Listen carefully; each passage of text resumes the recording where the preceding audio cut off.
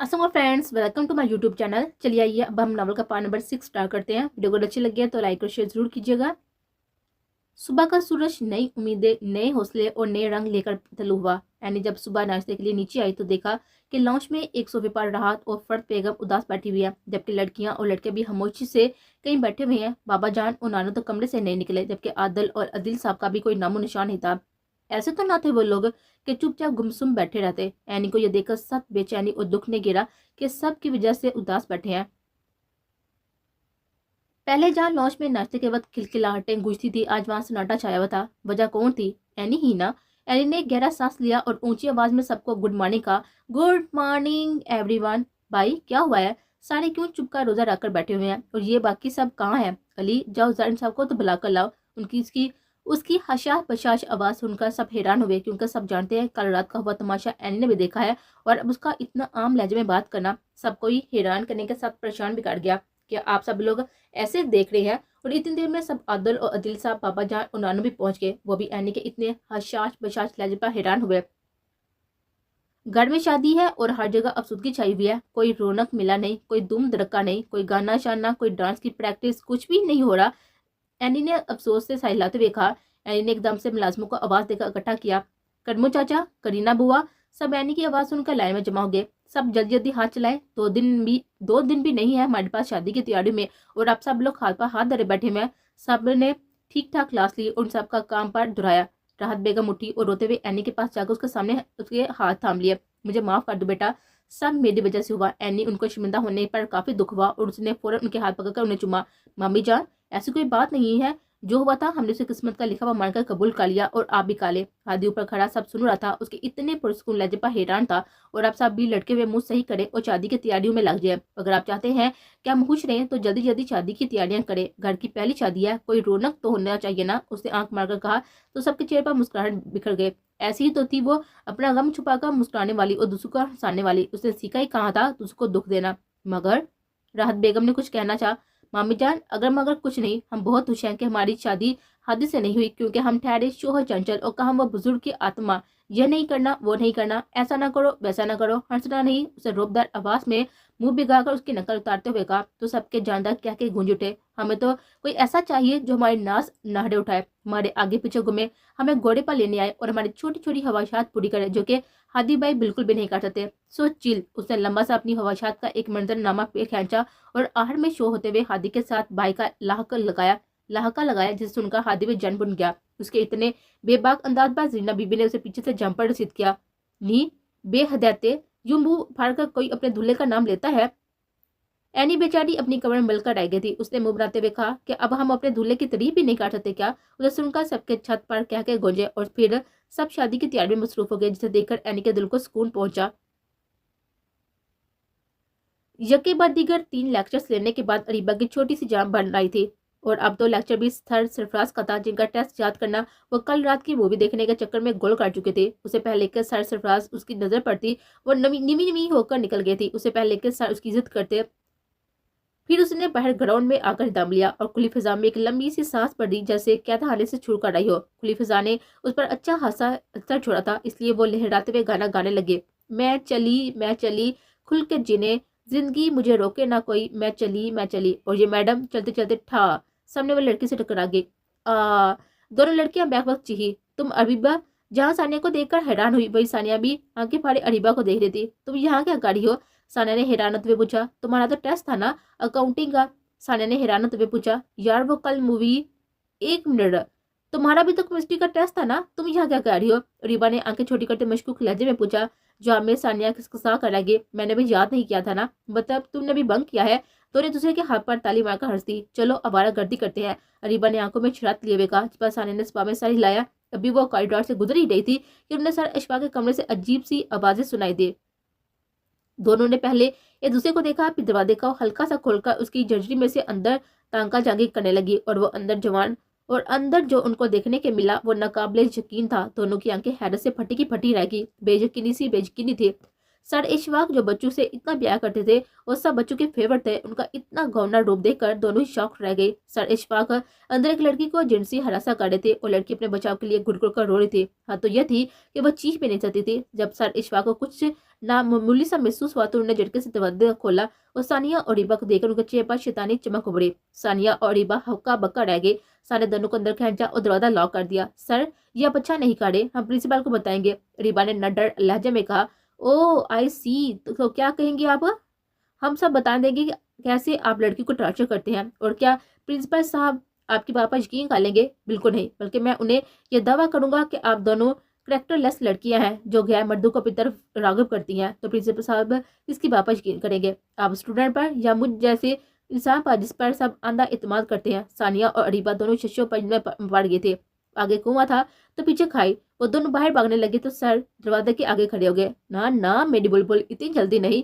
यहाँ आता तो हर कोई अपनी मर्जी से है, मगर जाता मेरी मर्जी से है, सर अशफाक ने मकरूर लहजे में कहा और इन दोनों के साथ ही खटाखट तस्वीरें खींच ले। ये सब इतना आना फाना हुआ कि दोनों एहतजाज भी ना कर सके। दोनों के चेहरे खौफ से पीले पड़ चुके थे। फोटोशॉप का नाम तो सुना होगा ना तुम लोगों ने। अब इन तस्वीरों को अगर कुछ रद्द-बदल हो जाए तो कोई बड़ी बात नहीं है। सर अशफाक ने उनकी तस्वीरों को लगे हाथों में शर्मनाक तस्वीरों में तब्दील कर दिया कर दोनों की आंखें हैरत से बाहर आ गई और वो दोनों डर से रोने लगे। सर प्लीज ये तस्वीरें डल कर दे, हम किसी को कुछ नहीं बताएंगे, दोनों ने रोते हुए कहा। मगर सर अशफाक तो कुछ और ही सोचे बैठे थे। कर दूंगा मगर एक शर्त पर। दोनों ने पूछा क्या? तुम लोगों को आज रात मेरे बताए गए ड्रेस पर आना होगा, तभी ये तस्वीरें डिलीट हो करूंगा।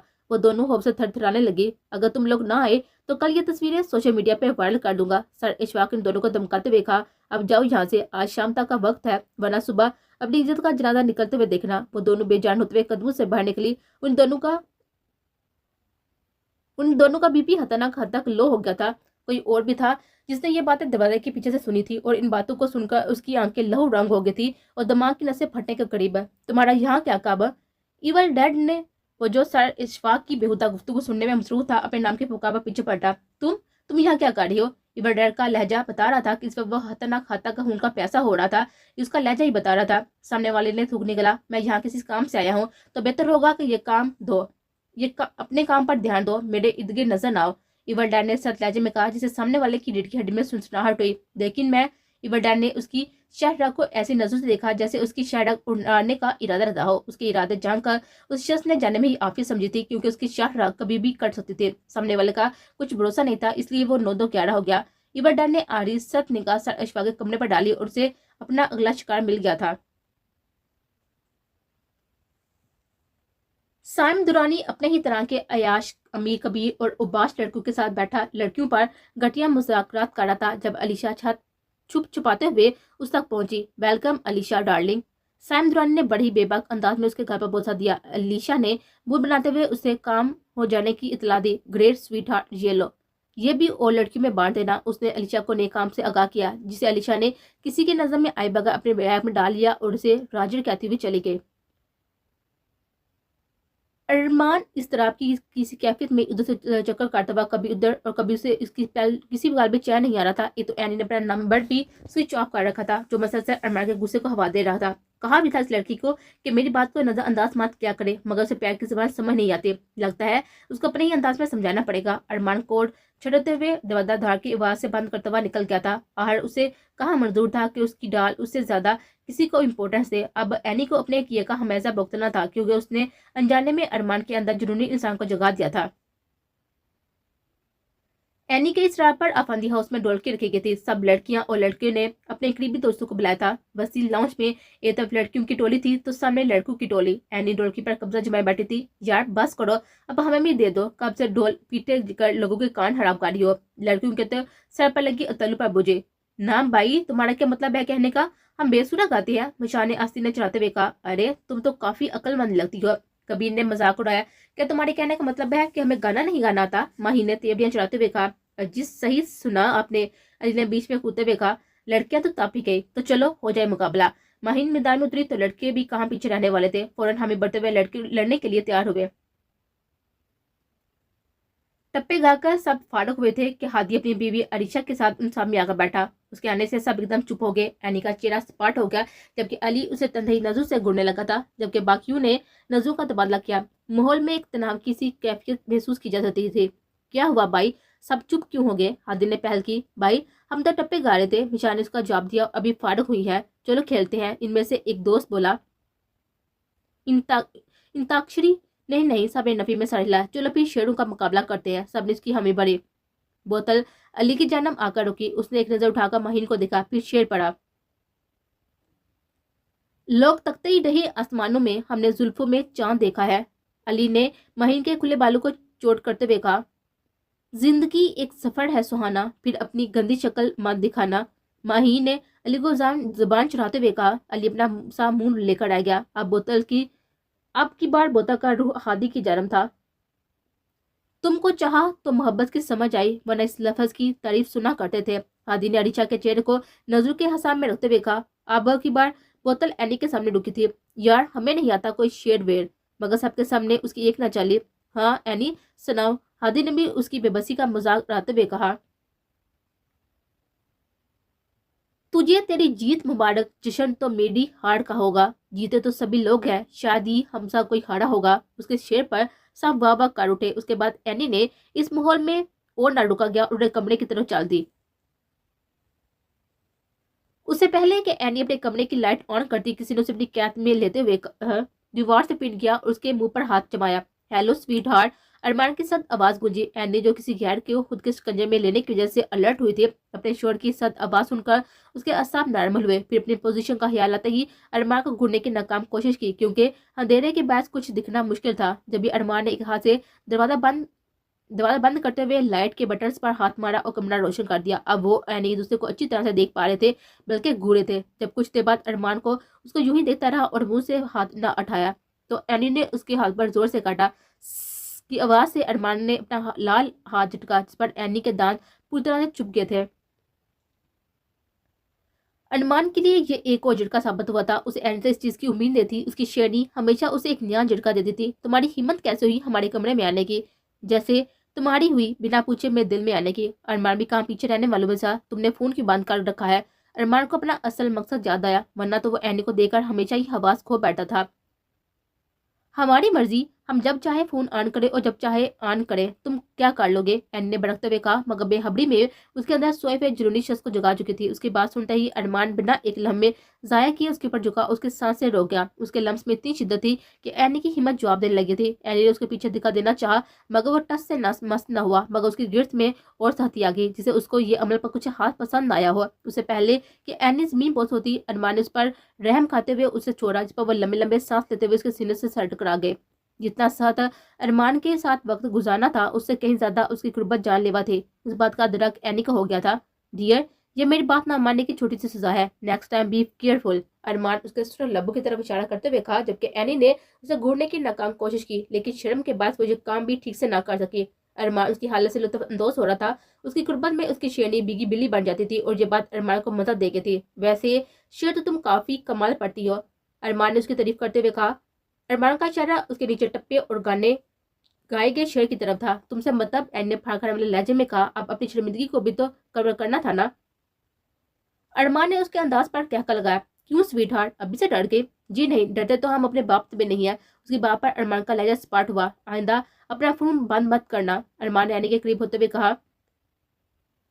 اس کے لہجے میں طرب تھی، ہجرت طے کرنے کی کرچیاں تھی۔ وہ ہمیشہ اسے دیکھتا اور پیار کرتا جسے وہ اس کی دنیا کا آخری اثاثہ ہو۔ اینی چاہتے ہوئے بھی اس کے اس لہجے پر ارمان کی سمت کھینچتے چلی آتی تھی۔ وہ خود بھی سمجھنے سے قاصر تھی کہ وہ کیا چیز ہے جسے ارمان کے اتنے قریب لا رہی تھی۔ وہ اکثر سوچتی کہ وہ کیوں ارمان کی قربت میں اتنا سکون اور کمفرٹیبل محسوس کرتی ہے، پر جواب نہ دار اس کے ماتھے کو چومتا، اس کو ضروری ہدایت دیتے ہوئے کھڑکی سے باہر چھلانگ لگایا تھا جہاں سے وہ آیا تھا۔ اینی کافی دیر تک اس کو جاتا ہوا دیکھتی رہی، جہاں تک کہ وہ چلا گیا، مگر وہ وہیں پر کھڑی رہی، اسے سوچتی رہی۔ اریبہ اور ثانیہ گھر کیسے پہنچی یہ تو وہ بس وہی جانتی تھی۔ آنے والے وقت کا سوچ کر دونوں کی جان نکلی جا رہی تھی۔ دونوں سب سے چھپ چھپاتے ہوئے کمرے میں بند ہوئی تھی۔ ثانیہ کو تو سخت بہار نے آگ گرا تھا، وہ بستر پر نیم دراز ہو گئی تھی، جبکہ اریبہ ادھر ادھر چکر کاٹنے لگے۔ اریبہ، اب ہم کیا کریں گے؟ ثانیہ نے ڈھونڈتے ہوئے لہجے میں کہا۔ دادا جان کو پتہ چل گیا تو وہ ہماری ٹانگیں توڑ کر ہمیں گھر پر بٹھا دیں گے۔ ارمان بھائی سے بھی مدد نہیں لے سکتے، آخر کریں تو کیا کریں گے؟ اسے سوچ بچا میں شام ہو گئی۔ اب تو ان دونوں کی حالت اس قربانی کی بکرے جیسی تھی جس کے قربان ہونے میں چاند ہی لمحے رہتے تھے۔ ثانیہ تو گھبراہٹ کے مارے روئی جا رہی تھی، جبکہ اریبہ ایک فیصلہ کرتے ہوئے ارحم کے کمرے کی جانب بڑھے۔ अरीबा बिना नाक की भी अरहम के कमरे में दाखिल हुई। अरहम जो बेड पर उल्टा लेटा खिलखिलाते हुए किसी से फूफा गुफ्तगू में वो था। अरीबा की आमद पर फोन कॉल काटते हुए सीधा हुआ। तुम्हें तमीज नहीं है किसी के कमरे में आने की? डफर। अरहम उसके मुंह पर दारा। अरीबा उसकी बात को नजरअंदाज करते हुए अपनी कहने लगी, अरहम मुझे तुम्हारी मदद चाहिए। उसका चेहरा सुस्ता सा लग रहा था। क्यों? घर में सारे मर गए हैं जो तुम्हें मेरी मदद की जरूरत पड़ गई। अरहम तो अंधेरे लहजे में बोला। अरहम प्लीज मेरी बात समझने की कोशिश करो। अरहम उसके परेशान लहजे को सिरे से ही नजरअंदाज कर गया। उसे अपनी कॉल काट जाने का गुस्सा था। किसी पर तो निकालना था ना। चलो निकलो, पता नहीं कहाँ कहाँ से आ जाते हैं। खुद को तो कोई काम ही नहीं है, दूसरों को भी कोई काम करने नहीं देते। अरहम ने उसका बाजू खींचते हुए उसे बाहर निकाला और मुंह पर ठा दरवाजा बंद कर दिया। अरीबा इतनी बेइज्जती पर उनके गुण पीती रह गई थी। अब कोई भी चारा नहीं था स्वाय सर सरफराज के पास जाने के, नहीं तो कल वो दोनों सारे बाजार बेइज्जत कर दी जाती।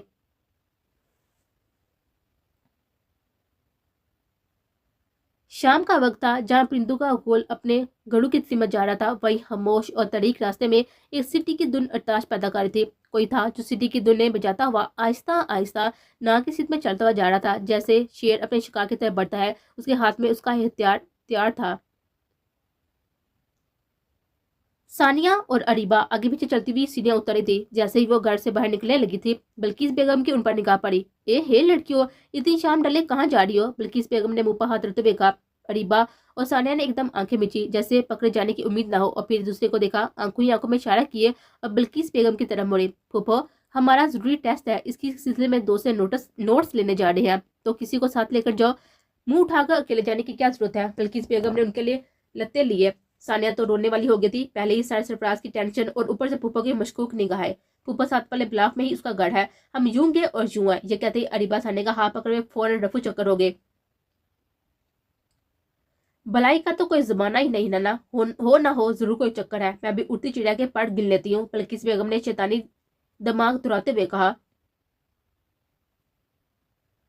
सानिया और अरीबा अपने मतलूबा एड्रेस पर पहुंच चुकी थी। ये एक फ्लैट का एड्रेस था जो कि एक बिल्डिंग में 3rd फ्लोर पर मुनहसर था।